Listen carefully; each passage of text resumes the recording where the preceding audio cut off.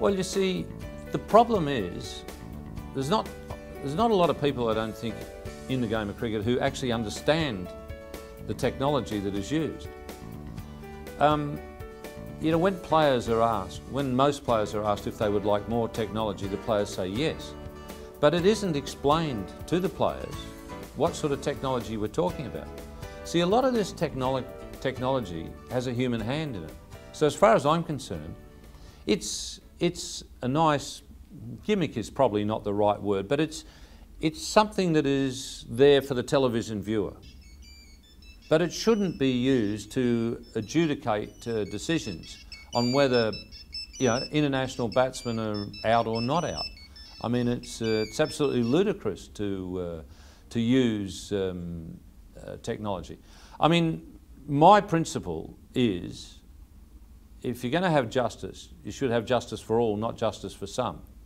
Now, I will accept that the decisions, you can probably get conclusive decisions on the run-outs and stumpings, as long as you've got two cameras at either end, dead set on the line. Outside of that, I don't think you get any conclusive evidence for decisions, and therefore the only decisions I think you should be referring to videotape are run-outs and stumpings, and maybe a hit wicket, because because on those same cameras you would see whether the guy has actually trodden on his stumps or not. Outside of that, the rest of it is absolute nonsense as far as I'm concerned. I mean, to give you a classic example, there was a test done, England were complaining about a decision that was given in a series in Sri Lanka.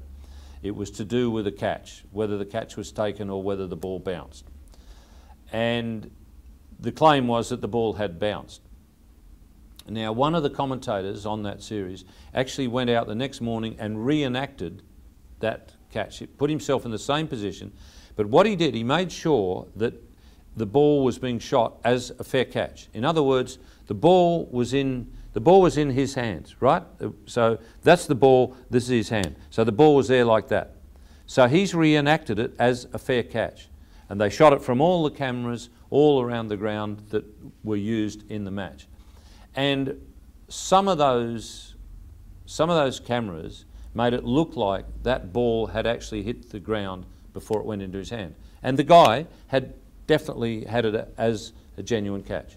So if you knew that, why would you allow that evidence? I mean, for instance, if you apply it to the judicial system, if there was some evidence to prove conclusively that something hadn't happened, you would throw the case out of court. So this has been proved to be telling you lies. So why would you ever use it again and to adjudicate on catches?